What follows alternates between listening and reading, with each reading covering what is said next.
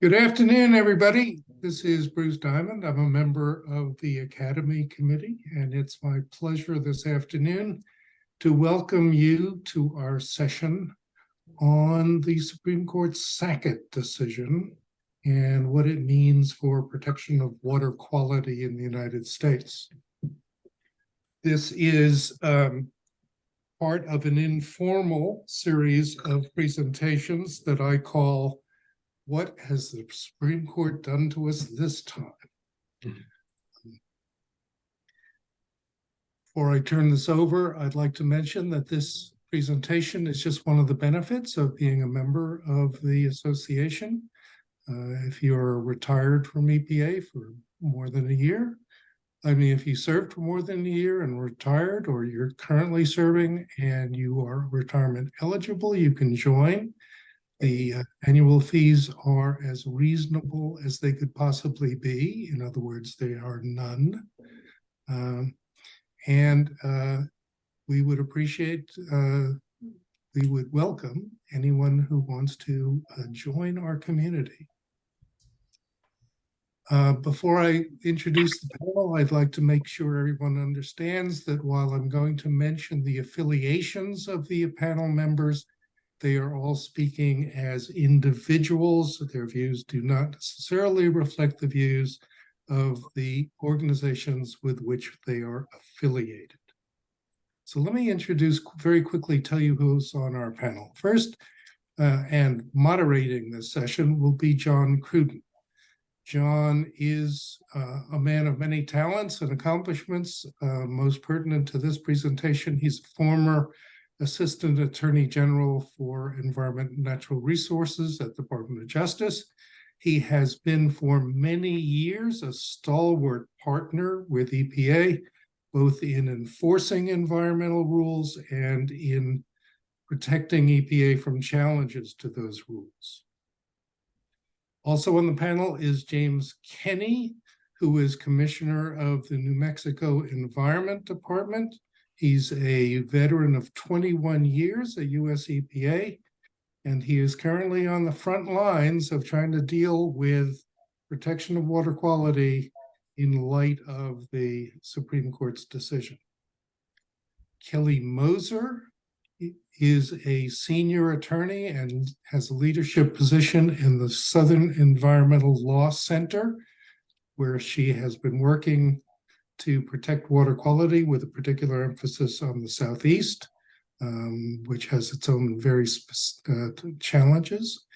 And she is a former DOJ attorney and was very much involved in the Sackett litigation. And Bill Buzbee is a professor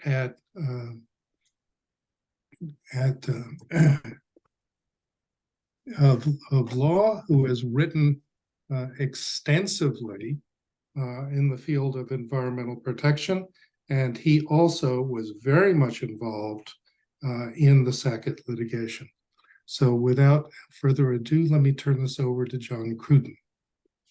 Thank you, Bruce, and it's a really delight to come back and to talk to you all about the Supreme Court. Before I just one shout out, many of us said to retirement last week to Larry Starfield, great friend, great person in EPA over many years. So this is my shout out for Larry. So now the Supreme Court.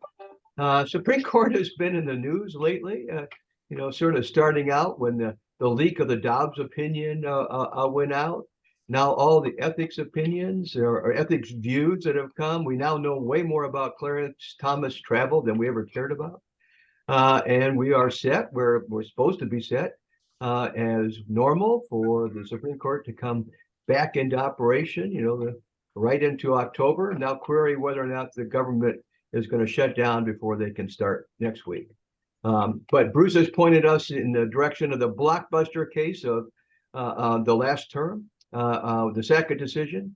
Relevant to that interpretation, by the way, what we're going to talk about is the blockbuster of the year before, when West Virginia versus EPA, the Clean Air Act came out, which introduced us to the major case doctrine and all of the issues then associated with that major rule. And now we're talking about another major issue, water as the United States.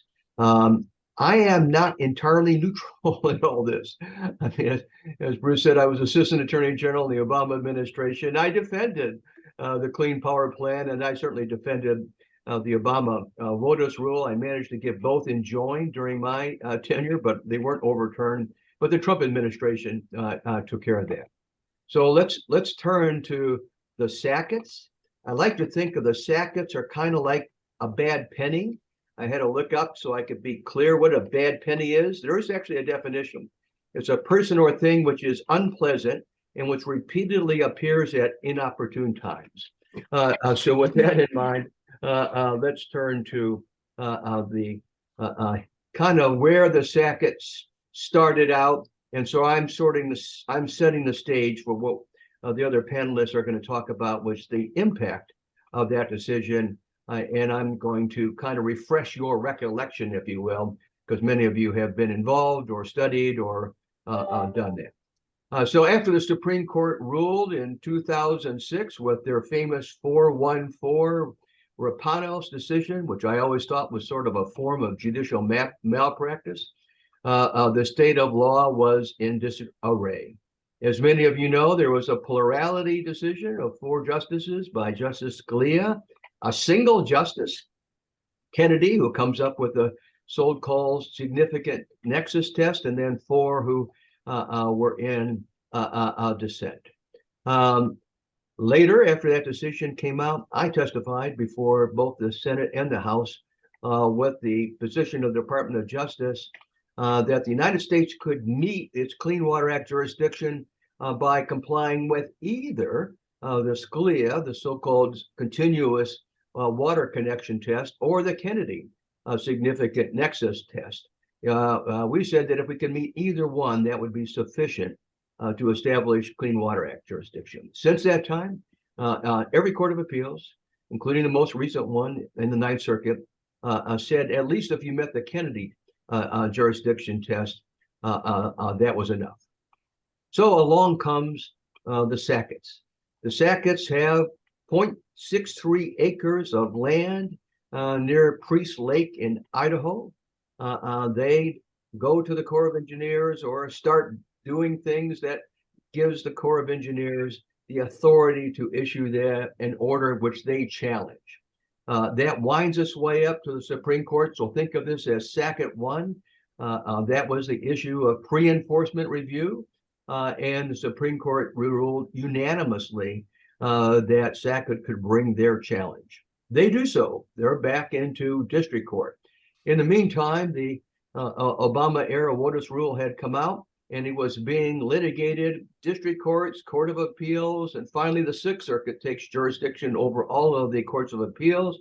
But before they could actually render a decision, that goes to the Supreme Court, and the Supreme Court decides that challenges must originate in the district court as opposed to the Court of Appeals. That's where Sackett goes. Sackett goes into the district court in California, and they lose. They go to the Ninth Circuit, and they also lose. Both the district court and the Court of Appeals apply the Kennedy significant nexus test. In the meanwhile, by the way, EPA withdraws the order, but that does not stop the cases from going forward. With that, the Sackett now back the second time are before the Supreme Court. This Supreme Court, by the way, is different. You all know that. Different than the Supreme Court that decided Rapanos. Rapanos, again, led by the plurality decision, led by Scalia. He's passed away. The majority, or the Kennedy decision, Kennedy is gone. Barrett now, a former clerk of Scalia, is on the court. Kavanaugh and Gorsuch, former clerks of Kennedy, are on the court. Ginsburg passes away. Jackson is on the court, and her very first argument, the very first one she attends, beginning of the last term, is this case. And we all know the story that unfolds. This is waters of the United States. Why do we care about what water of the United States is? Because that's heart and soul into the Clean Water Act, both 402 and 404 jurisdiction. You have to have a permit. If you have a discharge that is defined as a discharge of a pollutant into navigable waters further defined as waters of the United States. Well, we wish Congress, when they were doing that, had been a bit more specific, and that might have helped, but they were not. And now we come before the Supreme Court, as I said, argued the very first case of the last year's term in 2002. The case did not come out until 2003, and it's unanimous by its holding. It's a 9-0 opinion that the United States did not have jurisdiction over the Sackett property, which necessarily does away with Kennedy's significant nexus test. By the way, I also teach a master's class at George Washington University on environmental law, and I signed them as a midterm that they had to listen to the oral argument and then write for me a paper as to how each Supreme Court justice was going to vote, and then the outcome of the decision. What they couldn't tell, because they were just listening to that, which I will tell you, is in the front seat of the Supreme Court during oral argument was Justice Kennedy. Kennedy came, he cared that much, and was present. It didn't do any good because Alito, again, writing for all of the court, at least on the decision, holds that the United States does not have jurisdiction, and essentially applies the Scalia rationale out of Rapanos, setting in the future a two-part test. First, that a wetland has to be adjacent to a water of the United States. That's not enough. Second, that a wetland has to have a continuous surface connection. So both of those in order to be jurisdictional. Notwithstanding the fact it was 9-0, there's really, you have to really look at the concurring decisions, of which there are 3. Thomas concurring, as he's wont to do, would clearly throw out the baby with the bathwater, and not enough to significantly reduce the force and effect of the Clean Water Act. He not only thought majority was correct, but he also thought, this is a quote, "What happened here is in the Clean Water Act is indicative of deeper problems with the court's Commerce Clause jurisdiction, and perhaps nowhere is this deviation more evident than in federal environmental law, much of which is uniquely dependent upon an expansive interpretation of the Commerce Clause." So hold that thought. So we have Thomas again going even much farther than the Alito decision, which is far enough. Kavanaugh writes a decision of which he agrees that it's not jurisdictional, but he doesn't agree at all with how this is interpreted. He says that this is a new test. This is a new test that you have come up with. And in his view, and here's a quote, "In my view, the court's continuous surface connection test departs from the statutory text, from 45 years of consistent agency practice, and from this court's precedent." He goes on to say that the court is narrowing coverage of adjacent wetlands by using the term adjoining when it should be a broader term covering more wetlands. Hagan's dissent for the 3 liberal members of the court reads more like, her concurrence reads more like a dissent.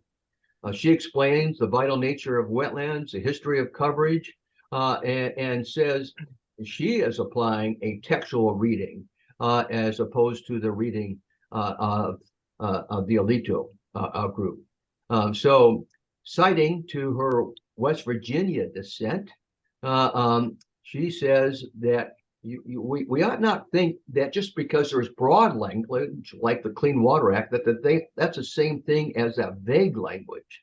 And she really takes on the Alito view that there has to be a very clear statement by Congress when you're looking at things that impact the historic division, federalism decision between state and federal, which is particularly true in land and water issues. So this notion of a clear statement, she calls that a pop-up clear statement, and says, like she said last term in the Clean Air Act case, that this Supreme Court has a bad habit of magically appearing with these canons that are the equivalent of text-free cards to stop EPA from doing things that believes that they should. And then she uses her language out of the West Virginia case, changing just one word, and says the court substitutes its own ideas about policy making for Congress. The court will not allow the Clean Water Act to work as Congress instructed. The court, rather than Congress, will decide how much regulation is too much. What happens after that? In fairly short order, EPA has issued a final rule, which changes the original rule to bring it in compliance with the Sackett decision. The Washington Post has estimated that the result of all of this will impact over half of the wetland protection in the United States, including an estimated 1.2 million to 4.9 million miles of ephemeral streams. So that's really just kind of a quick review before we turn it over to the panelists, and I'll see if they have any questions. But I want to make 4 observations, very quick observations about this decision. So there's 4 of them. First of all, just because this decision is 9-0 does not mean that we now have clarity as to the extent of Clean Water Act jurisdiction. See the Kavanaugh opinion on all the unanswered questions. Second, just because this is a decision interpreting federal law does not mean that state law is either irrelevant or displaced. Third, just because this is a interpretation of the Clean Water Act does not mean that other federal statutes do not apply. See, for instance, RCRA and CERCLA. And finally, just because the decision ends the Rapanos dilemma does not mean that there's not going to be loads of other litigation. See, in particular, things like ephemeral streams and tributaries. I guess my other finally point is you search in vain in this decision to find any deference to the agency interpretation, which a few years ago would have been commonplace. We would have seen a whole sections on Chevron and whether or not EPA's view of the language would get deference. There's nothing like that in the opinion, which might set the stage for the case coming up this next Supreme Court term, which is going to look very specifically as to whether or not Chevron gets overruled.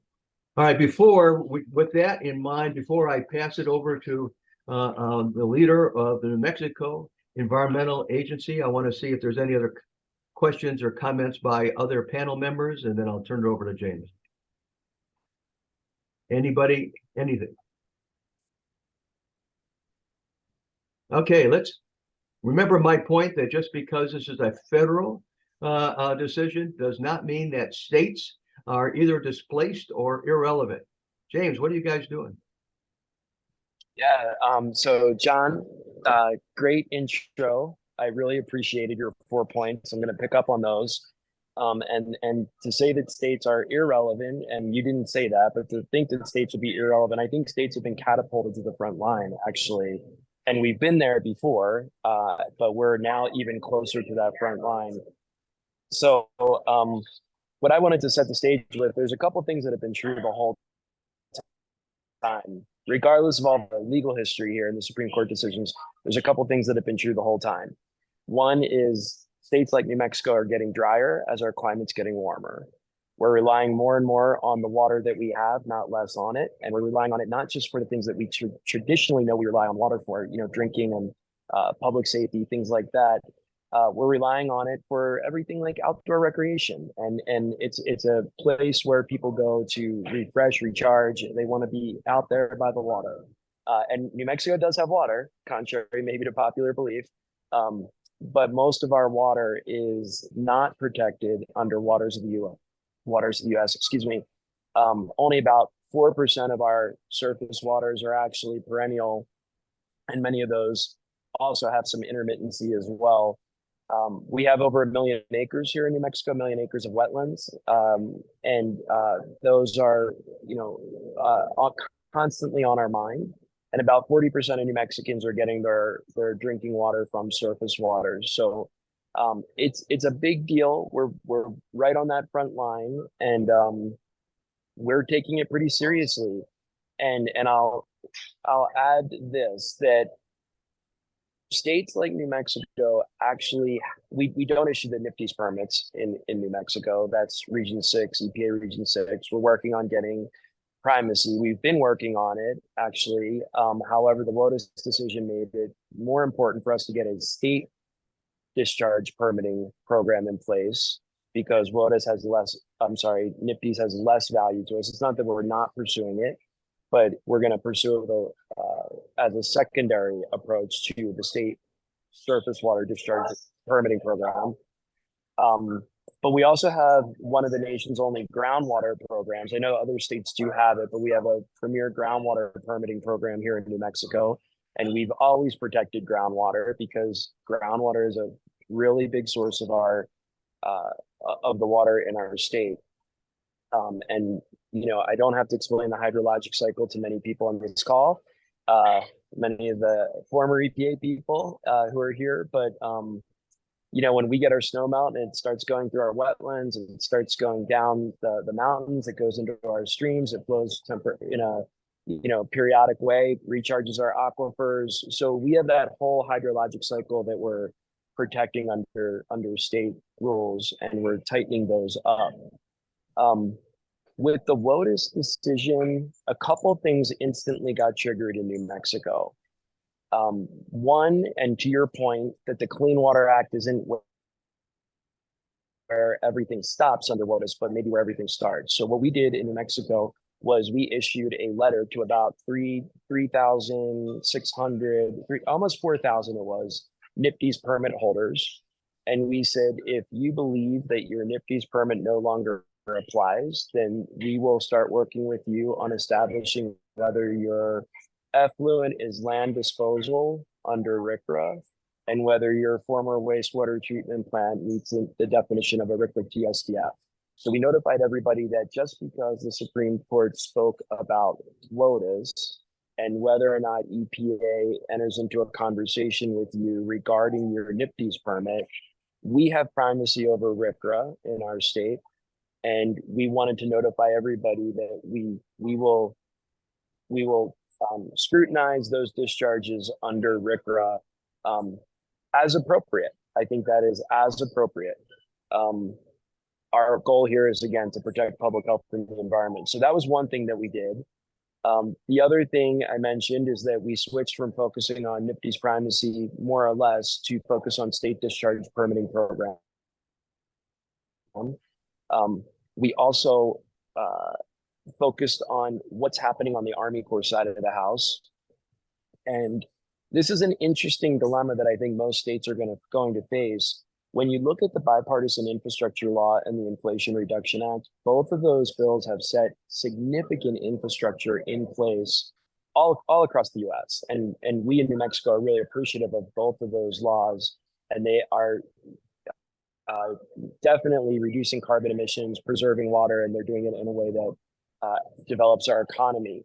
However, that infrastructure is of big concern to us in New Mexico, because if you're installing pipelines or working on grid issues, and you're going to work through those wetlands that I'm talking about, we believe that those wetlands um, should be safeguarded and not just become subject to infrastructure dredge and fill or no dredge and fill permits. They should not be unpermitted installations in our mind.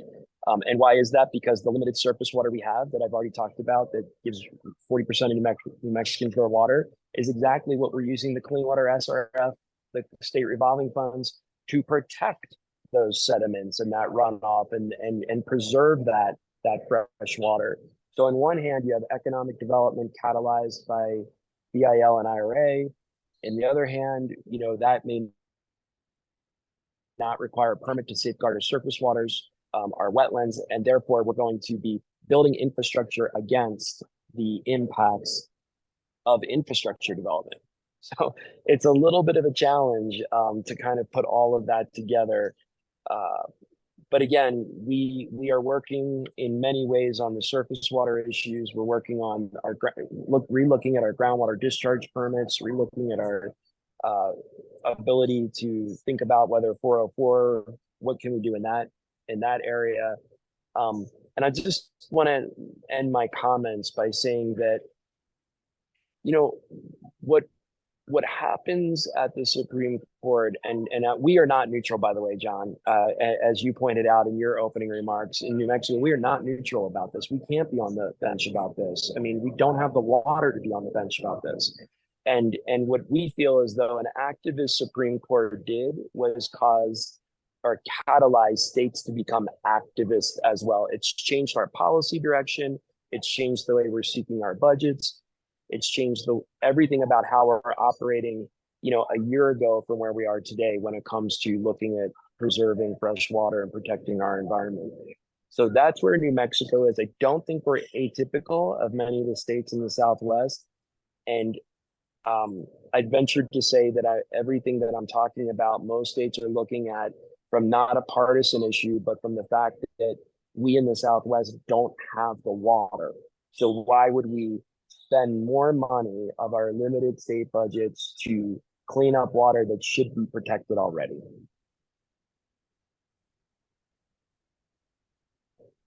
John, you are on mute, but I'm dying to hear what you're saying. All right, this is because you're an EPA alum. Would you say Sackett has more impact on the West than the East Coast? I grew up in Pennsylvania, so you're making me choose here a little bit. But yes, I think the West, the Rocky Mountain, the Intermountain West, has some significant issues that I don't see replicated in the coastal areas of the country. But I would welcome anyone to, I also speak from a very singular perspective now that I'm in New Mexico. But we are seeing it. I mean, I'm talking to Arizona, I'm talking to Texas, I'm talking to my neighbors to the north, Colorado, Utah, Wyoming, and water, irrespective of whether you think about it as climate change or whether you think about it as drought and wildfires, or whether you think about it as source water protection, water is, there's a Mark Twain quote here, as we all know. But water is a big deal in the West, and the Supreme Court decision has just recast our approach. My other question is just, as you know, only 3 states right now have delegated authority under 404, but I think a lot of states now will be doing as you are, relooking their own authority, relooking at what they can do. Can they fill gaps? Can you do that with you're looking right now in your state permitting program? Can you fill gaps that are caused by Sackett? We can. There's a whole process here between going back to the legislature, not only from a policy perspective, but a budgetary perspective. And it will take some time, although I do think states are a little bit more nimble to move forward quickly. So I think in one respect, holding everyone at bay through looking at the totality of the regulatory scheme, thinking about how RCRA, groundwater, other regulations apply as we move down that path. And John, one thing that I'm not even touching on that I am worried about is how will the Sackett decision implement in state funding. So we have the new rollout. You know, let's face it, states are the front lines and the recipients of lots of federal funding, which we appreciate. What is the Sackett decision going to do to federal funding? And will legislatures pick up the ball if federal funding is cut for things like developing 404 programs, you know, at the state level? So there's a lot. This is very unsettled territory, but these are all the things we're thinking about. Not only funding, but resources, just resources in general, I'm sure are a big issue. I want to talk to other panelists, see that whether or not you have any questions for James before we switch over to Kelly. Questions for James? All right, Kelly, you're an expert on Clean Water Act issues. What do you think of Sackett? Well, I think it's terrible. It's very disappointing. And, you know, the Supreme Court, I mean, you know, sadly, we weren't all that surprised. We had some hope that things would come out a different way.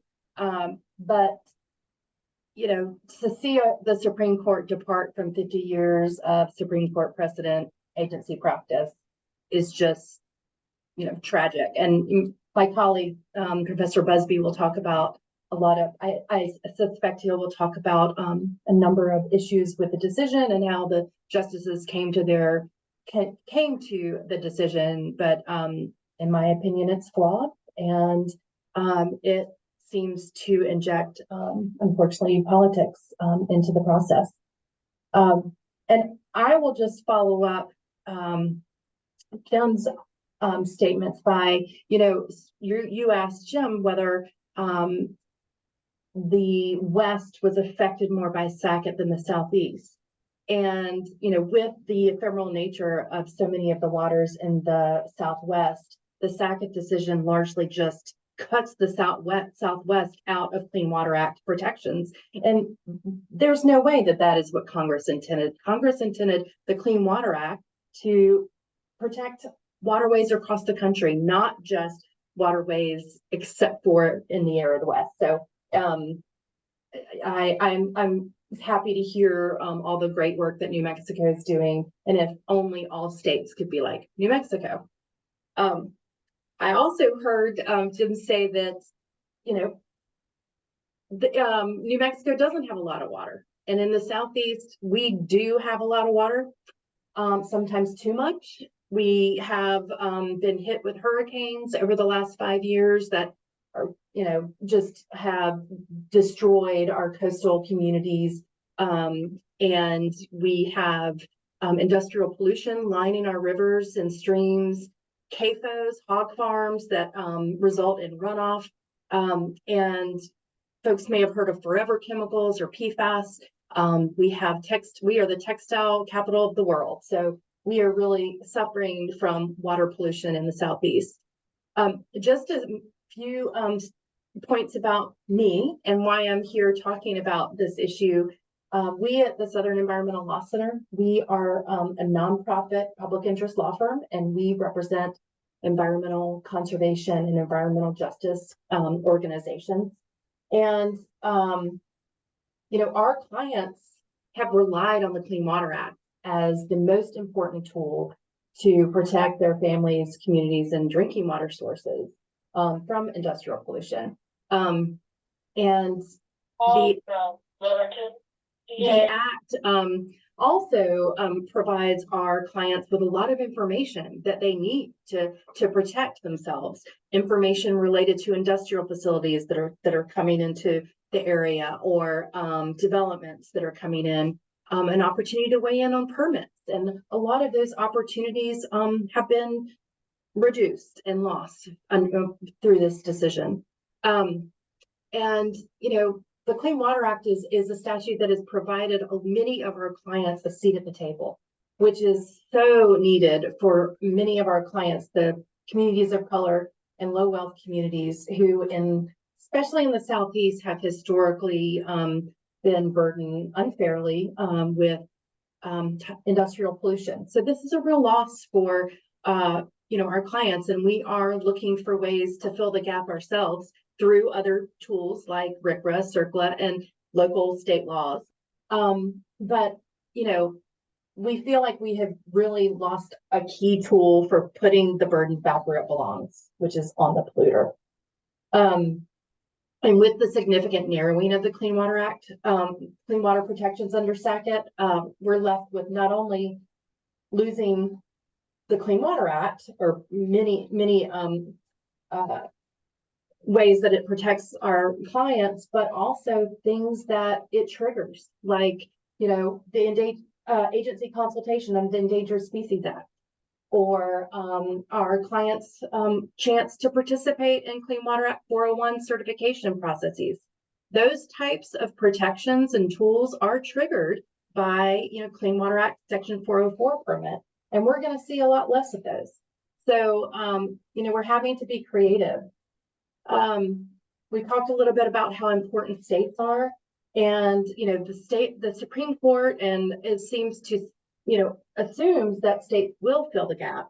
Not all states are like New Mexico. And, you know, the reason that we've had this National Clean Water Act is that national water protections, those that are not influenced by local politics or industry influence, are essential. And this reality puts our region, the Southeast, especially at risk. You know, here are streams, rivers, lakes, and estuaries. They are central to our culture, to our economy, and to our history. And, you know, those resources that, you know, combined with the Southeast's just historically underfunded water quality programs, make our region especially vulnerable to the weakened clean water protections the Supreme Court adopted in the case. I mean, nearly half of our wetlands, or excuse me, nearly half of the wetlands in the coterminous United States are in the Southeast. And you know, Georgia, North Carolina, and South Carolina alone have 18 million acres of wetlands, many of which are precosins, Carolina bays, cypress domes. The types of wetlands that are only found in the Southeast, and the types of wetlands that are most at risk under this decision. Yet most of the Southeastern states sided with the Sacketts. The only state that I'm aware of in the Southeast that did not file an amicus brief in support of the Sacketts was North Carolina. And, you know, we have a governor who supports broad clean water protections, but our General Assembly does not. And shortly after the Sackett decision, our General Assembly slipped into the Must Pass Farm Act in our state, a provision that prevents North Carolina from protecting any wetlands beyond what wetlands are protected under the Clean Water Act. And the harm of that restriction is so daunting for the state. Our government our governor took the unprecedented move and vetoed that law. His veto was overridden, which was not surprising, but now over 2 million acres of our wetlands are at high risk of destruction in North Carolina. And that's more than 800,000 acres of wetlands in the Cape Fear and Neuse River basins alone, which provide drinking water to half North Carolina's population. We're also concerned that the few Southeastern states that do have strong existing wetland protections will follow suit. You know, in Virginia, for example, a state that currently has strong wetland protections, there the state's Governor Youngkin has proclaimed enthusiastically that Virginia is open for business. And you know, he also, you may recall the name Andrew Wheeler, who was former administrator under President Trump, responsible for the Navigable Waters Protection Rule and the rollback of over 100 environmental regulations. He was nominated by Governor Youngkin to be the Secretary of Natural Resources in Virginia. Thankfully, his nomination, he wasn't confirmed, but it just illuminates kind of the culture that we are dealing with here in the Southeast, and the real risk that our states are not only going to not fill the gap, but they may take steps to weaken their protections. I'll also just note that most of our states have relied on the Clean Water Act. I mean, they do have delegated NPDES authority, but our programs, but they largely rely on the Clean Water Act and the Army Corps of Engineers for wetland protections. And Georgia, for example, where a lot of our wetlands exist, they don't have wetland protections that are in any way close to as protective as the Clean Water Act. And that means you folks may have heard that right now, almost over 600 acres of wetlands in the path of a titanium mine are at risk of being destroyed without any clean water protections or agency oversight. And the only thing standing in the way is state agencies who don't have wetland protections like we have seen under the Clean Water Act. So there's a real fear that these wetlands and others like it that are critical to the resources that we love so much, like the Okefenokee Swamp, could be destroyed. And I'll just note that even where states want to take action here in the Southeast, they often don't have the resources or staff to do so. We are thrilled with the federal funding that may be coming our way, but our agencies have historically been so underfunded, and I mean, it's across the Southeast. Our legislatures are just not providing the funding necessary for the states to meet their obligations under federal statute. In North Carolina, over a fourth of the NPDES permits in the state are expired and haven't been replaced. And similar resource concerns, across the Southeast have resulted in, the failure to enforce permit limits and the failure to oversee industrial pretreatment programs. So the landscape in the Southeast is just not conducive to our states really being able to fill the gap. I mean, we will be pushing them to do so and fighting against efforts to weaken state protections, but it's just a reality that we're facing. And the losses are really worrisome. I mean, the Southeast, I mentioned the hurricanes that we've been faced with. I mean, these are not hurricanes that happen once every 10 years. We've seen 3 in the last 5 years, and they are becoming more frequent and more and becoming stronger, resulting in more flooding. I mean, one of the most recent hurricanes resulted in $18 billion to North Carolina, and it would be more without our wetlands, because as folks on this call know, wetlands are our best natural guards against flooding, and we can't afford to lose them. So I'll just, I don't want to end on a doom and gloom note.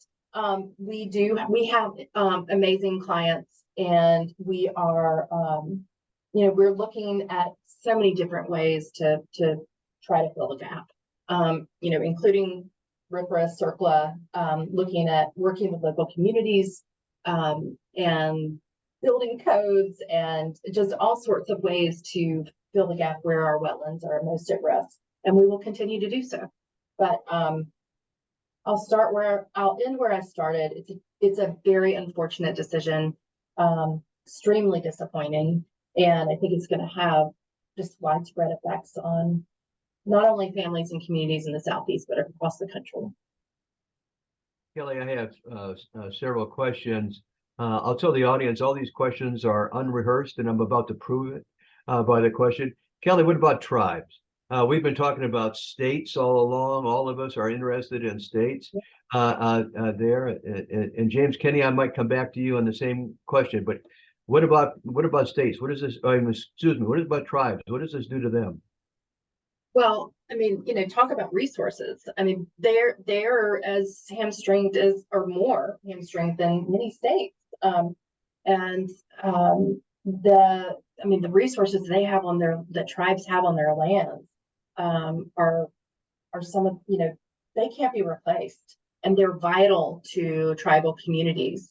So it really, we work closely with a lot of environmental justice communities and a few tribes here in the South, but I mean, the Supreme Court has just turned their back on these vulnerable communities, and it's really disappointing. I think that James may be able to speak more to local tribes in his area, but yeah, it's extremely unfortunate, and I am very concerned that the tribes won't be able to protect themselves with this decision. John, can I jump in? Please, New Mexico. Yeah, and as Kelly was speaking,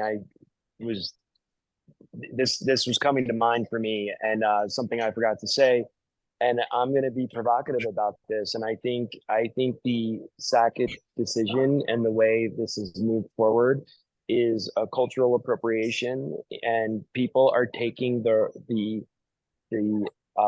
they're not considering the way of life of Native and Indigenous peoples. Because water, as we talk about it from a regulatory standpoint, what's the quality and maybe even what's the quantity in the West, right? Because we have water rights, but we're not talking about what is this doing for cultural and ceremonial purposes. And as you start to degrade and lose that water quality to the point that cultural celebrations, the blessing of the acequias here in New Mexico, or other aspects are happening in and around these tribes and pueblos, I think it's a complete travesty as to what's happening.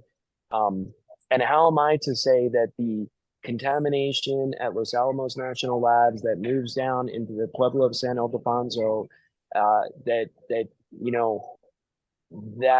cleanup is somehow less important, because even though you regard it for your drinking water and your cultural purposes, I don't have a right because the federal government took it from you. I mean, it's really a bad scenario. And I'm so glad Kelly mentioned tribal populations. And I think they should organize a little bit more and take on this issue from their perspective and their sovereignty. Yeah, if I could just follow up one thing, we are in the Southeast, we are seeing our fisheries being closed, and I suspect that there will be more of those. So for communities, tribal communities, who rely on fisheries for sustenance and other purposes, I mean, it's going to affect them in so many different ways. The Okefenokee that I mentioned, that could be, the hydrology of the swamp is at stake because of wetlands that are critical to the health may be destroyed. The Okefenokee is sacred land, ancestral lands, for several tribal nations, and I feel like it just seems like they're being just left behind again. So it's very disappointing. Okay, one more, Kelly, and it's sort of related, and that is, I mean, you'd have to be on another planet now to recognize, whether or not you agree or not, that the twin towers of the Biden administration's environmental policies are climate issues and environmental justice. All right, how about the second one? Impact of Sackett on environmental justice issues? Well, we already know in the South that, our industrial facilities, our industrial pollution, it is hitting our low-wealth communities of color first, and it has been historically. And it's almost impossible for the Biden administration to meet its goals to protect environmental justice communities and to reverse environmental injustice with rollbacks like the Supreme Court has lodged against the Clean Water Act here. I mean, without these protections, some of our most, these communities are the ones that are going to continue to be harmed. We saw that even before the decision, and the Clean Water Act has been one of our greatest tools to protect those communities. So it's going to almost be impossible for the Biden administration to meet those goals. Hopefully they will be creative and find ways to do it.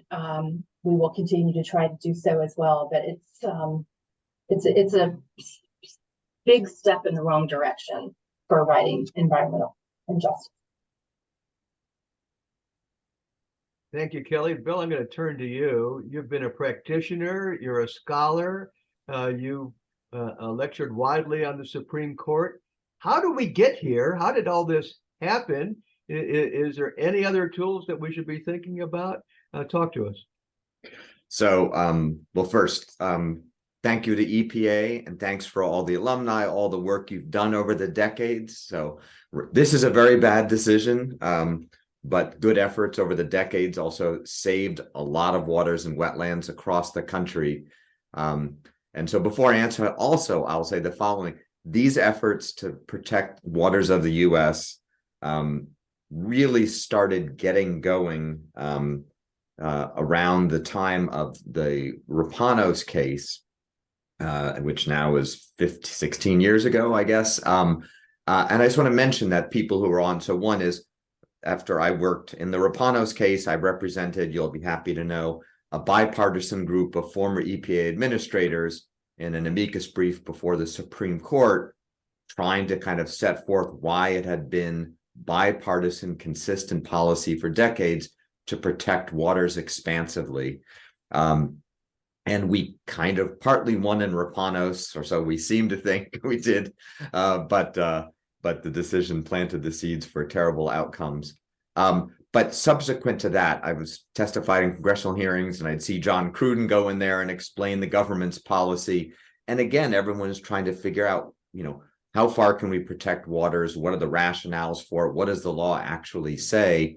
And then part of it was also a campaign, you EPA folks will be happy to know, coordinated across the environmental groups, which continues to go on. So the top national environmental groups going back to before Rapanos would get together and try to talk about the issues, the arguments that were emerging in the lower courts. And it would be some professors like me. Kelly's been part of these arguments. I see Jan Goldman Carter, who I think in those days was National Wildlife Federation, then not-for-profits like the Center for Progressive Reform that I'm part of would also talk about these issues. Joel Mintz is here. I see a former EPA lawyer too. But we're all trying to figure out where the law actually is and has been. And so let me explain, as John said, kind of why this case is really, truly a terrible decision, but not just an environmental outcome. This is a decision that violates virtually everything that all of you ever thought you understood about law. Okay, that this is really perhaps the most lawless opinion I've ever encountered from the Supreme Court. And the layers of lawlessness are extreme, and I can't possibly do full justice to the explanation in my roughly 10 minutes max I'm supposed to say. So let me just highlight a few things that will explain it to you. So first, the Sackett case itself doesn't claim that it's overruling anything, okay? And yet it does actually clearly overrule, at least partially, the two major, substantially overrules a major unanimous Supreme Court decision on waters, the Riverside Bayview Homes case from the mid-1980s. That case also was about adjacent wetlands. The Supreme Court unanimously protected adjacent wetlands, saying that this was a difficult borderline call where hydrological consequences required deference from the court, and the court upheld jurisdiction in part by tracing how the statute, the Clean Water Act, had been amended to include express language about adjacent wetlands. And so the Sackett case is substantially clashing with Riverside Bayview Homes. The court also describes Justice Kennedy's significant nexus test in the Rapanos case as the opinion of one justice. But as John Cruden said, in fact, if you count heads, it was a case with no single majority. There was just a plurality opinion and then a judgment of the court. But a clear majority rejected the Scalia plurality test. 5 justices rejected the limiting language, which called for protecting only continuously flowing, permanently connected waters. And then importantly, 5 justices agreed with Justice Kennedy's test, saying you should protect waters when you look at their functions, and those functions should be protected based on what the Clean Water Act says. So Sackett ignores that as well. So how does the court get there? This court builds on this substantial kind of anti-regulatory arsenal of moves and ways to attack regulation. And part of it has to do with some basic methodology. So at Georgetown, I teach my students a lot about statutory interpretation. I guess if you're the Alumni Association, that isn't central to your current lives, but still, what's better than reading a statute, right? What could be more fun? So, but let me tell you about ways this court does violence to the statute. Okay, so much of the opinion is sort of shocking, and the following way. First, the court says the reason the court demands a clear authorization for protecting the adjacent wetlands at issue here is the court says two things. One, that the court needs to protect private landowners. Okay. Now you might say, okay, well, if the statute says that's a goal, well, perhaps that's the case.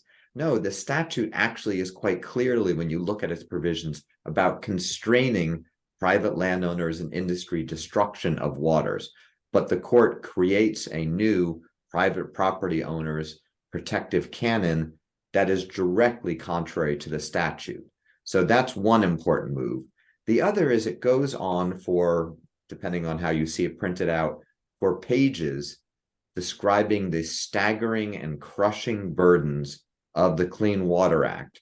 And it says, what are the staggering, crushing burdens? Much of it's talking about the difficulty of figuring out whether borderline wetlands are jurisdictional. And the court talks about the science being difficult. People might have to hire private consultants. It talks about the number of acres reached, protected across the country. And it keeps talking about this. Now, all of this may to you say, well, yes, this is true. This is true. But this is the express design of the statute. The statute for Section 404 sets up a science-based, permit-based adjudicatory regime where science is the key rule of decision. And so the court basically takes Congress's express choice and says that it is so problematic that it needs to be essentially trimmed by the court. So this is doing direct violence to the statute, but also, just to recall your happy days doing administrative law, one true verity of administrative law is that courts have no business changing the procedural choices of the political branches. That is, it's dozens of cases from the Supreme Court and hundreds of the lower courts have long said this. If Congress sets out a process and agencies flesh them out by regulations and commit to certain procedures, courts are not to add or subtract from those procedural choices unless they are constitutionally problematic. And so the court just runs right past that, ignores that body of abundant law, and looks at the burdensome nature of permitting and says that requires trimming. Now, I'm going to read you all a few quotes, and this is where you get a chance to see if you remember who would say these kinds of crazy things in Supreme Court opinions. Okay, are you ready? Here are the crazy things. So here, these I do have to read. Okay. You need to read statutes in context based on their surroundings. You need to look at nearby provisions' use of similar or different language. You need to read statutes in their context with a review to their place in their overall statutory scheme. You have to read statutes so your read does not conflict with the statutory design. Okay. You need to read statutory language looking at statutory objects and different implementation strategies. Okay.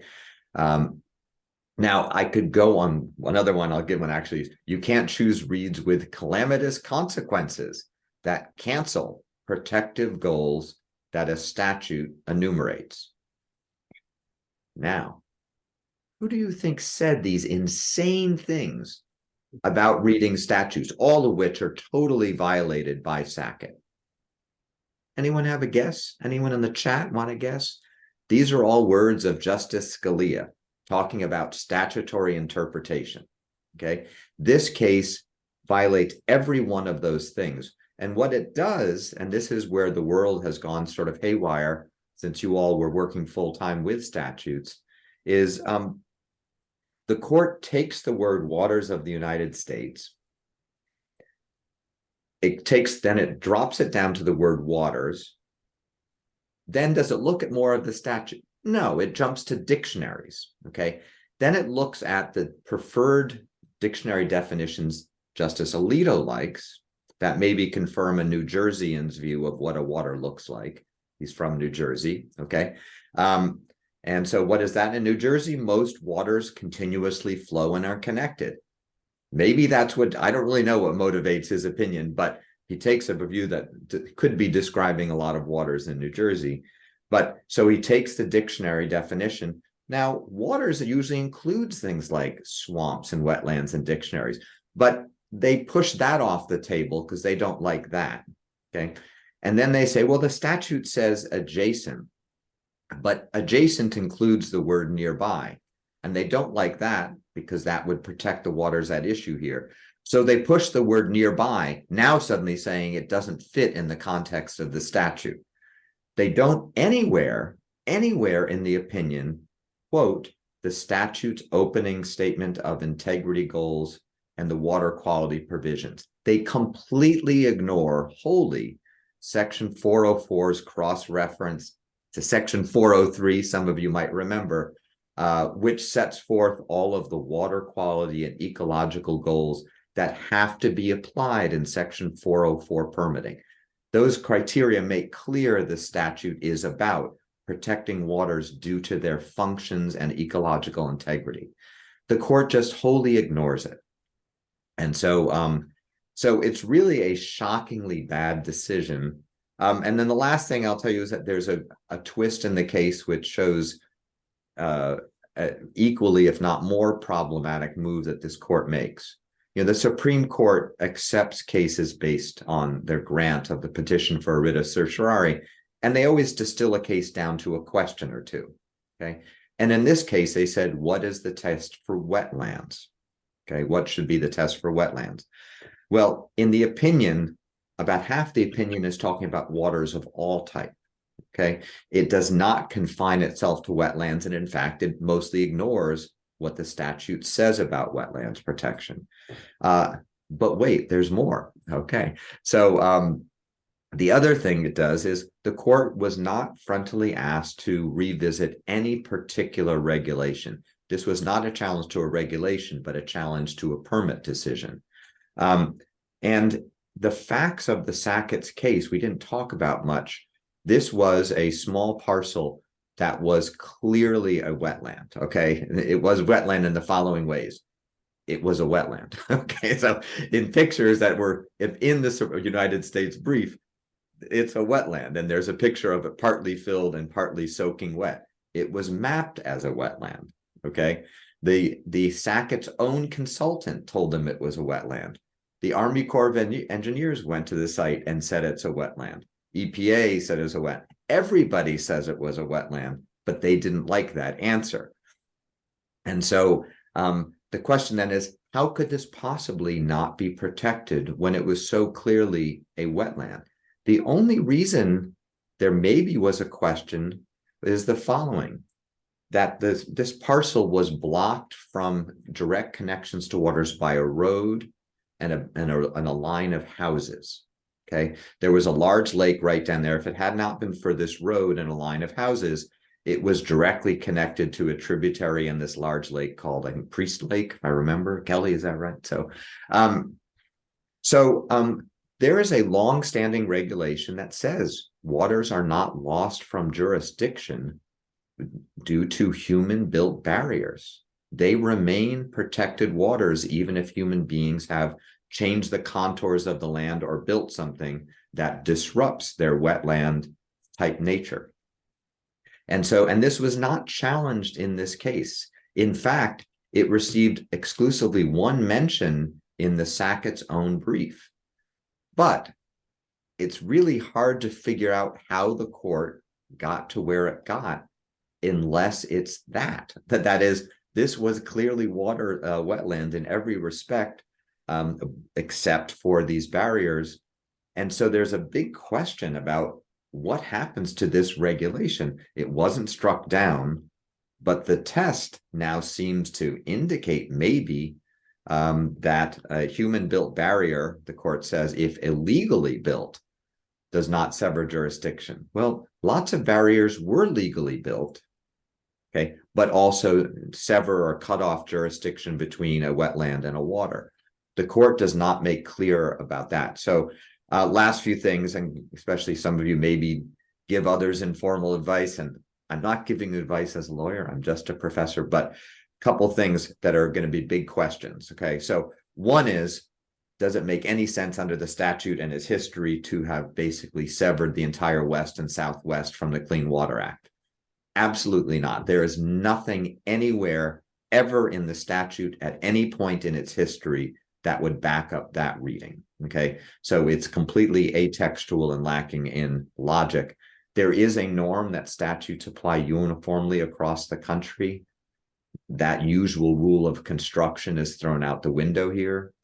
But here's a couple issues that to watch for. Some states have laws that prohibit state regulators from protecting more than does the federal government. In those states, some states may interpret that to say they can't protect wetlands. Usually it applies to numerical standards, but there's going to be a question. Some states have these laws, so that's a big issue. Some states may in fact have to basically enact new law to protect wetlands that were protected. Second, the language that the majority embraces talks about continuously flowing, permanently connected is the main test. But there is a little bit of language where they say relatively permanent, okay? And they say that there could be things like, droughts or, temporary interruptions.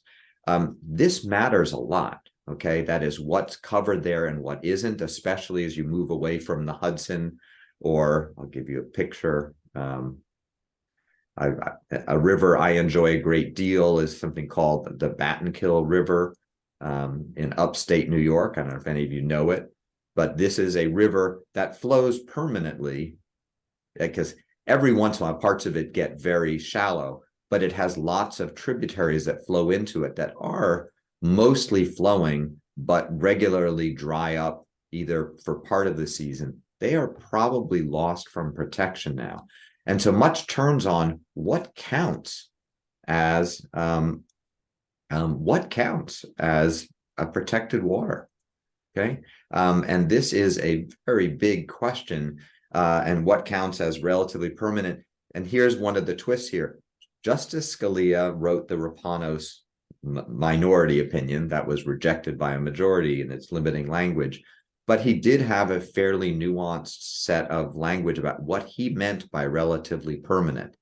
And it was a little more full and logical than the Sackett opinion. The Sackett opinion keeps saying we're embracing Justice Scalia, but they don't cite to those portions of that opinion. So a question will be, is the Scalia language about relatively permanent maybe still in effect in part, or is it the more limited, kind of emaciated view of the Clean Water Act that we see in Sackett? I'll just say, so, what are we all doing now? Everyone's going to try to figure out what can be done to protect waters. This really is, in the time of climate change, where waters are more scarce, flooding events are more severe. For water scarce areas to lose protections, the wetlands that filter water and protect aquifers, more important than ever, right? Buffering people from storms, more important than ever. All of these are undercut by this decision. It's just to be, Kelly, you kind of had an optimistic, and I'll just say the following. I can't find any really silver lining in this decision. And the only thing I can say about it is I think this Supreme Court is kind of like a wrecking ball right now, and it's overstepping the bounds of normal Supreme Court behavior. And people are beginning to criticize it in less respectful tones for really being quite clearly kind of politicians in robes that are just pursuing policy goals. And maybe that in the end will be the most important thing, to highlight the unprincipled, atextual approach that the court has taken in some of these big cases. But when it comes to waters, this case is really quite horrible. So I'll stop there so we have time for more questions. And John, you can bat questions about. John, this is Bruce. I'd like to, we've gotten some comments and questions along the way, so I'd like to kind of insert those into the conversation if we can. One of the themes here is, now that we're all thoroughly depressed, is there anything Congress can do about this? I mean, that's a two-part question. One is there an appetite in Congress to take on this issue? But even if there is there a way to act that the Supreme Court won't find a way to strike down? So that's one question. The other is, and that's particularly, troubling when you think about the shots across the bow with regard to the Commerce Clause that we keep hearing. You specifically mentioned, Justice Thomas talking about that. There's some question about, is there a way to legislatively deal with this problem? And the other, my personal question is, are we going to go back to pre-1970s tort law and start bringing nuisance actions against people who cause these problems? Can I answer the last question first? Just nuisance law has always lived on adjacent to the Clean Water Act. And I know from my years, and when I used to be at Emory University before I was at Georgetown, and I was on the board of an environmental group, helping people in appropriate settings bring nuisance suits for damages to waters has always been an important adjunct to regulation, but it's not enough. I mean, just to be clear, that advanced protections against contamination are always the better way to go. So are they useful? Yes. Could they replace protective regulation? No. So on your broader question about congressional, remember I did start out the presentation indicating that the Supreme Court might not act next week because the government might be shut down. So having a rescue by this Congress would not be the first thing on my priority list. Having said that, could Congress act? Well, sure, they do. They could act. Are there Commerce Clause issues associated with this? Well, of course there's Commerce Clause issues. But just remember, there's the Constitution does not have just Commerce Clause. Constitution has other things, property clauses, treaty clauses. There's other ways that you could affect and provide the protection that we're talking about. And also, I notwithstanding the fact that I told you about the Thomas decision, again, that was one. Gorsuch also there. That's not the entirety of the Supreme Court there. I do want to go back, Bill, and ask. You were talking about, we talked primarily about 404 wetland issues, not as opposed to 402, but we did have a 402 decision by the Supreme Court the term before, where the Supreme Court then more or less, not perfectly, but more or less a pro-environmental decision in Maui there. Do you see the Sackett decision affecting Maui in some ways? So short answer is, Maui itself was the case that had to do with Hawaii and basically ended up turning on this idea of kind of interrupted discharges where people might manipulate And the court, I remember, was it a Breyer opinion? I'm forgetting who wrote the opinion, but yeah, but importantly, that case took a pretty logical, functional approach and said, you can't come up with an approach to this that allows people just to manipulate their discharge and move it a few feet back, say from an ocean or a discharge point. And so I don't think that ruling itself will be changed, okay, because that's really more about point sources into waters. But in attitude and in methodology, they're very hard to reconcile. That is, Maui is kind of a case that shows a Supreme Court that's sort of sympathetic to what a statute is doing, and is it's a statute that's about, the Clean Water Act says all over is to limit pollution to protect water quality. That's what it says, and so Sackett doesn't care about that. Maui is somewhat respectful. Yeah, I say that because if the position of the challengers in Maui had, in fact, won, it would have created a fairly large hole in the Clean Water Act.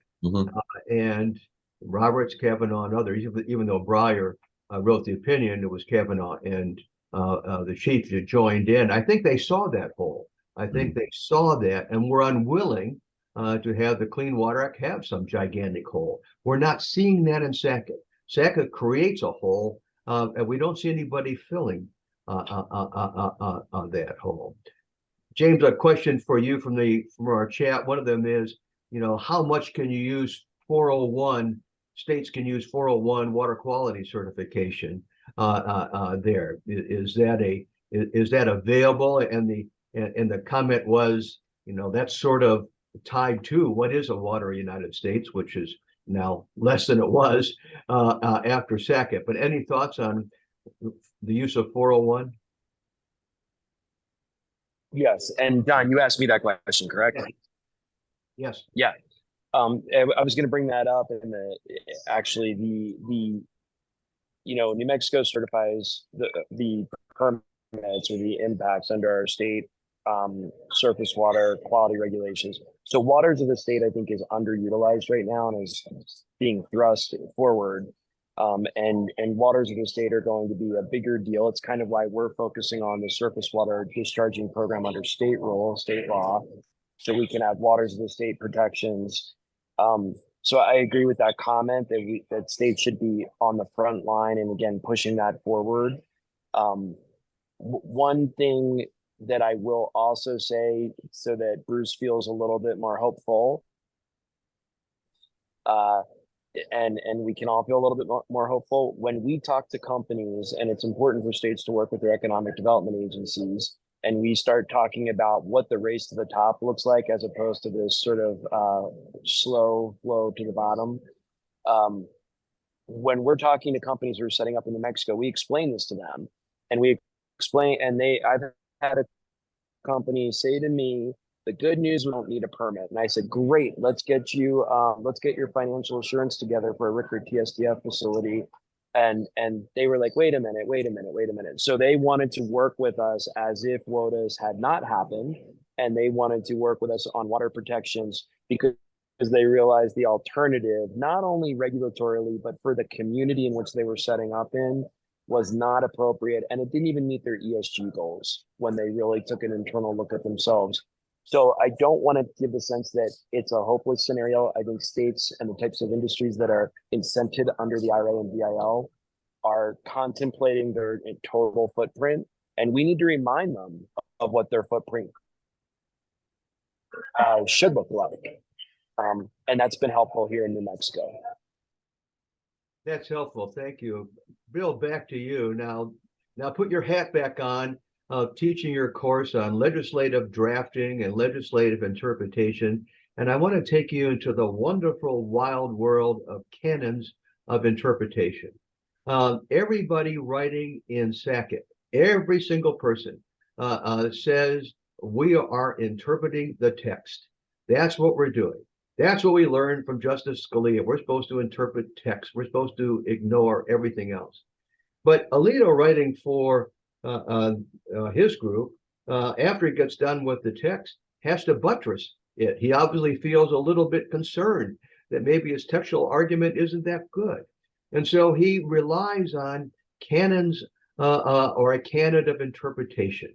In this case being that you have to have clear, convincing evidence of sort of that out of Congress. By the way, when do we ever see clear things by Congress? Nonetheless, he relies on that to say that's what's missing here.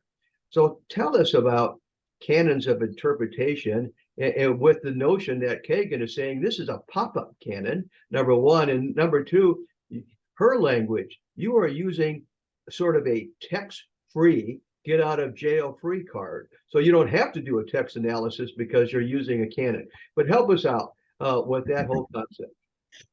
Well, you should know that it's actually, I and other professors are talking about, how do you teach law, okay, when the Supreme Court is violating its own views of how law is supposed to work so readily. So it's not that easy. So one is, as Justice Kagan says in her critique, and if you all have not looked at it, I encourage you to read it. It's a good read, as is Justice Kavanaugh's concurrence in the result, but basically a dissent from the logic of the majority opinion. What the majority does first is very bad textualism that a group of us, a whole bunch of people now really started analyzing how much textualism is law-like itself or is kind of disordered, dozens of different moves that are sort of cherry-picked. And this is a case of a very disordered sort of textualist move, which basically consists of taking a word and then leaving the statute behind, right? And so textuals often look at dictionaries because they reflect ordinary meaning, but it violates that by, as I said, excising parts of the definitions he doesn't like. And so, the canons of interpretation are very important on this court. So some of them are these Latin canons that have to do with ordinary usage of language.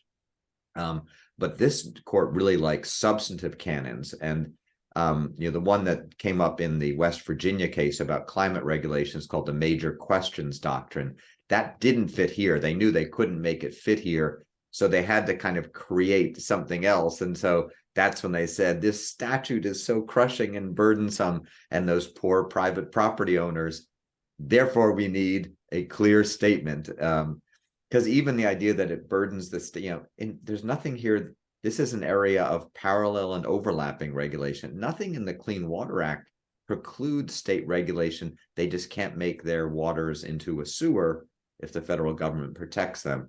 But the court, so today's lawyers are, becoming masters of dictionary manipulation. And really what it's, I was raised in New York, so I don't know if many of you have spent time, but in New York, there are these restaurants that are seemingly small, but where you go in and they're on the corners and you open up and the menu is vast. You just keeps unfolding and you have about 200 dishes you can get. Textualism is like one of those menus now, okay? That it has so many moves that the justices and lawyers can pick from, but it is not logical. So I think the work that I and other people are trying to do is to try to make textualism at least principled and thorough and respectful of legislative primacy. That always should be the rule, but this case violates it. Oh, thank you. Bruce, I have a question for Kelly, and then I want to see if you have any other questions from the audience. But Kelly, now I'm drawing back into your back experience. Yes, you are at Southern Environmental Law Center, but before then, you were representing agencies at the Department of Justice. That's how I know you, as a distinguished trial lawyer. In this particular case, when cert was going up, the Solicitor General wrote and said, "Don't take this case." Why do you say don't take this case? Because it is not right.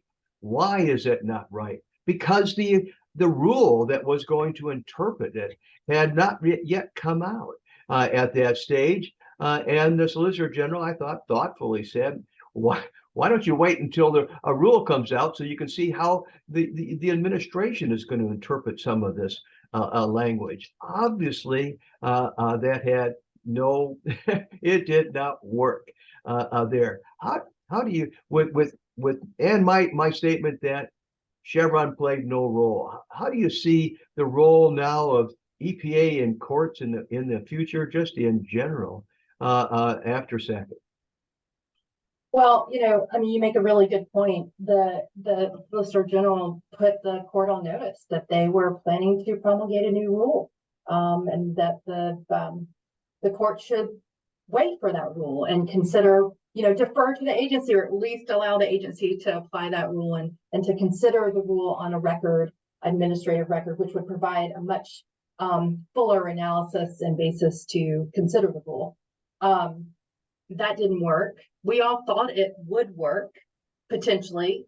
I don't know if folks who on this call remember, but in the Rapanos decision, and there was a concurring opinion by Justice Roberts that had said in that case, had something along the lines of, had the agency only promulgated a regulation that sets forth the outer bounds of its authority under the Clean Water Act. And that is what the EPA and the Corps did in the most recent, well, not the most recent, but the Biden administration's original Waters of the United States rule. The deference to agencies, we all know that Chevron is on the chopping block as well. So it makes agencies' job all the more difficult. I think having as strong a record as you can possibly have, documenting the impacts and how either, I think we had encouraged the agencies to conduct analyses and show how what was at stake in Sackett would affect water quality across the country, drinking water intakes, and all sorts of other resources, and how it would undercut the language of the act. So, I think it's very important to have a strong, robust administrative record, to tie that record to specific text in the statute, and it's going to take, I think it makes rulemaking extremely difficult for the agencies, and I think there's more difficulty to come with the Chevron doctrine being considered by the court. And I guess I would only add and figure out what Bill's going to say about canons of interpretation that we can use to our benefit. That's right. That's right. Bruce, do you have other questions by the audience? And then we'll turn it over to you. Well, I've got one question from the audience and one of my own. I think the audience would like, my guess is the audience would like to hear more about how states are going to act. I mean, we've heard that southwestern states with their water issues may be moving to fill some of the gaps here. We've heard southeastern states, by and large, maybe wanting to even further move away from water protection. You go to these national conferences, you talk to your colleagues, so both I guess I'll start with James, but anyone, what are we going to see nationally? Any guesses? Yeah, so Bruce, I think it's a good question. I think I would like to be able to say you're going to see these three sort of responses collectively from states. I don't think you're going to see a monolith of activity from states, because they're impacted so differently, and they also have different legislative and budgetary authorities and restrictions or availabilities. So I think what you're going to see is an even greater patchwork of what WOTUS means in New Mexico versus Arizona versus California versus Washington, Oregon. Like, you're going to see various patchworks coming forward, but I do think there's a few key themes in there. So when I talked at the Environmental Council of States meeting about what we did with RCRA, so many states raised their hand and said, can we get a copy of your letter? We hadn't thought about that. We hadn't thought about where the wastewater treatment unit ends, or get, how that sort of connects those two statutes. So I think we're learning in states, but I don't think you're going to see something like you do under like good neighbor provisions under the Clean Air Act, or, you know, any a number of other statutory things where you sort of have a majority of states thinking in one direction. That's my prediction, and that's what I feel like I'm hearing amongst the states. I can't add anything to that. James, I'm way more involved, but I'll only make one observation. Waters United States has been there. Come on, there's a political part of that. Look at the map, you know, look at the election map, and then look at who was challenging, and there's a marriage there. I put that aside for a second. You know, so I also led the negotiations, as many of you know, in Deepwater Horizon with all the Gulf states, you know, Mississippi, Texas, Florida, Alabama. These are very, you know, now conservative states.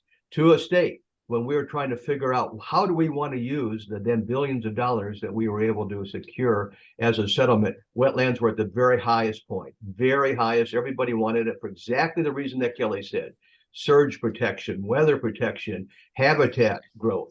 So I think if we separate the politics of WOTUS from the needs of wetland, I think sometime in the future, I think we'll see some of the states still trying to figure out, how do I do the things that Kelly said were important? I'm guessing. What else, Bruce? Okay. So the other question I'd like to ask is this. We have had a very vibrant discussion of how the Supreme Court has reached its decision in this case. We've touched on the West Virginia case, the prior big loss that EPA had. Frankly, I think all of us think that Chevron is dead, and we're just waiting for the obituary to be read. Where do we go from here? I mean, you know, what's next with the Supreme Court that is interpreting the law in this fashion? Can we anticipate the next shoes that are going to drop? Should I answer? So first, if Chevron is very likely to be overruled or substantially trimmed. Okay, that said, there are deference doctrines to agencies that go back, you know, actually more than a century, but probably the key ones being from the early 20th century up to the present. And so the idea that Congress hands work to agencies that's for agencies to handle in their expertise, I think it's very unlikely that even this Supreme Court going to reject that, partly because it would require them just to reject history and also the, you know, overrule so many precedents and history and just understandings as they've long been. And there's also interesting work by several professors that recently have shown that agencies existed from the founding in different forms. And so this idea that administrative agencies are unconstitutional inherently doesn't have a basis. So I don't think that's likely to happen. But the other thing is this, you know, that you are the EPA Alumni Association, the kind of work you all had to do day after day, year after year, those jobs still remain. And so, you know, Supreme Court cases are still the tip of the iceberg, and there are still obligations that agencies have to do. And so, you know, Sackett was a strategic effort to shrink the Clean Water Act because it has this, I mean, people have been gunning at it for decades now because it underpins the whole statute. Not many other statutes have that kind of critical piece of infrastructure that would weaken the statute overall. So I think agencies will still be doing the work, but they will be receiving less deference. And so we'll see. So I'd say all is not lost, but it is more problematic. And certainly this is a court that does not believe in the expertise of regulators.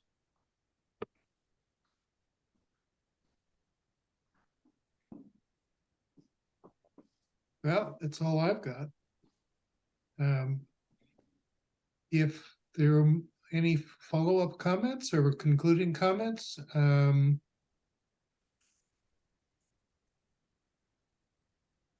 I just- commend all of you for doing this. I commend all the people who have been listening to us talk. These are all important issues, and if anything we know is knowledge is important on this, looking out and figure out how we're going to get better even under these circumstances is all critical. Listening to people like James and Kelly and Bill talk about where we are, but what are the things we might be doing in the future. I just commend you for putting this on. Well, and I, on behalf of the association, I thank you very much for your time and effort here. This was a great presentation, and I know you have a very busy schedules among you, with one of you off to the airport momentarily. And I really, really appreciate all the time you've put into this and the excellence of the presentation. So, thank you, everyone, and thanks to all of you and the EPA Alumni Association for all the work you either are doing, but I guess mostly we're doing. So thank you. Yes, thank you. And Yeah, John, and Bruce, and for the Alumni Association, you know, I will just make this offer that New Mexico is not risk averse to being tip of the spear in implementing state ideas. And there are many, many smart people at EPA, former EPAers who are on this call. Contact me if you have ideas. We'd love to hear about them. yeah, I'll say, by the way, along those lines, James mentioning the use of RCWA once people lose their Clean Water Act permit shield, how that will play out, how that may chill zealous desire to pollute with impunity. That's something that we were all not focusing on because we didn't need to think about it, but that may become an important, at least, stopgap. And so, yeah, so good ideas, pass them along, shoot us emails. We're all trying to figure things out.